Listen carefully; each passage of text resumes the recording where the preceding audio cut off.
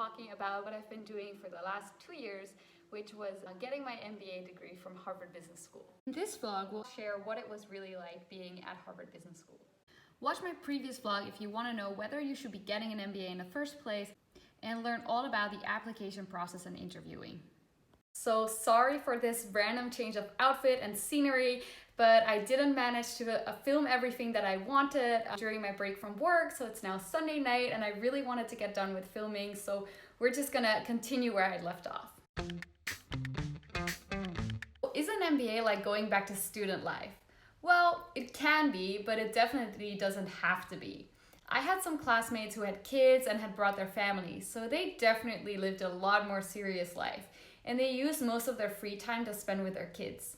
But I also had classmates who spent at least 3 nights a week drinking from red cups and playing beer pong. I think it's what you want to make of it. A big difference that I saw is that you generally have a lot more money to spend while on an MBA. Well, I guess technically we didn't have the money to spend, but because we were all more certain about our future, we were more willing to take out loans. So I definitely traveled a lot. I've been to the Middle East a couple of times. I've been to a wedding in India. I've also been to Cape Verde and Madagascar in Africa. We've been with 350 people to Mexico City and Colombia, and I've been to Patagonia, and I'm not even naming every trip that I've done. For a couple of other differences, I went to college in the Netherlands where none of the classes were mandatory, so definitely the Monday morning ones I always skipped. HBS is a very odd MBA program because I think it's the only MBA program where classes are actually mandatory, so you have to show up. We were also not really allowed to go to the bathroom during class, and we had a fixed seating plan. So in a way, I would say it wasn't like going back to student life, it was more like going back to high school. To be honest, I kind of enjoyed all those things. I just made it a very social experience, and it made sure you actually got out of bed and did something useful with your day. In the end, you're paying a lot of money, so you might as well go. I also got really close friends with the people in my row who I definitely feel like weren't the people I would have naturally met. Definitely compared to working, you have a lot more free time. And sometimes it can not really feel like that because your calendar is so full. But when I look back at it, my calendar was full with like working out with my friends every day, going out for dinner, going to this really interesting talk. Here's the great thing, grades don't matter. Once you get into a great MBA program, no one is ever going to ask you about your grades. That also means that academically, no, it's not really competitive at all. But I do think some jobs that are really prestigious and only have limited spots might be very competitive to get into.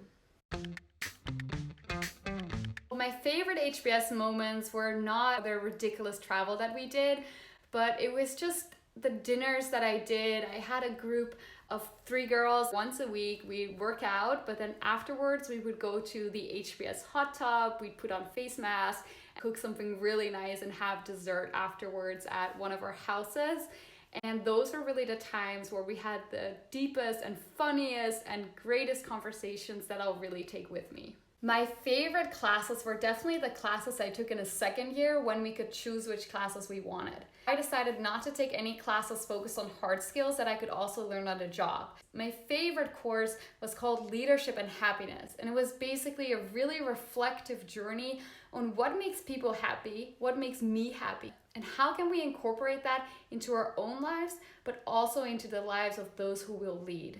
Another really cool class at the end of the first year at HBS, you get to do something called FGI, Field Global Immersion. So it's a 10-day mini internship in one of 13 countries that you can choose from. I got to go to Accra in Ghana with a group of really cool people and help real businesses with real problems. And I'm trying to think what was the hardest class.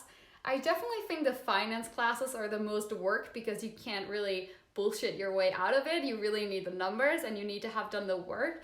But to be honest, I don't think anything was like really hard. But as you may know, I also started my own business while at HBS. Before HBS, I was in consulting, so I really wanted to spend my summer doing something very, very different. And I thought, what is the most different from consulting? It's starting a one-person business in the music and art space. I love doing this. This was such a great addition to the academic learning. It was really learning by doing, and it may have been where I've learned the most.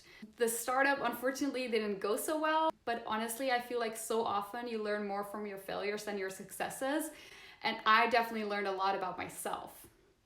HBS is really supportive for entrepreneurs. I guess this is particularly because they want to compete with Stanford, which is really well known for being very entrepreneurial. Over the summer, they gave me $650 per week to kind of stimulate you from not taking a well-paid internship. Also, during the second year, there were a bunch of opportunities to compete in competitions or apply for accelerators, get some more funding, and get a lot of help from outside. And definitely every single professor is willing to talk to you and help you with your business. So you get to brainstorm with the world's leading experts on basically anything, which is super valuable. So one thing that no one asked, but I did really want to stress, is that yes, an MBA is expensive, but I think there's really great resources to do one. So I didn't realize, but HBS has a fantastic financial aid program. And then even if you're not eligible for financial aid, or if financial aid doesn't cover everything, you have really good access to very cheap loans. So I really encourage to not let money be the reason you don't go on an MBA. Oh, one other thing that I wanted to talk about that no one asked about is doing long distance while at HBS. Well, my boyfriend and I started dating 3 weeks before I left for HBS. He spent half of my time at HBS in the Netherlands and half in the Middle East. I think it's particularly helpful if one person has time, which was me, and then one person has money, which was he, because he was working. So trying to see each other once a month. I definitely missed some HBS trips, but as you've heard before, definitely taken enough trips. We made it work, and of course, a lot of FaceTime.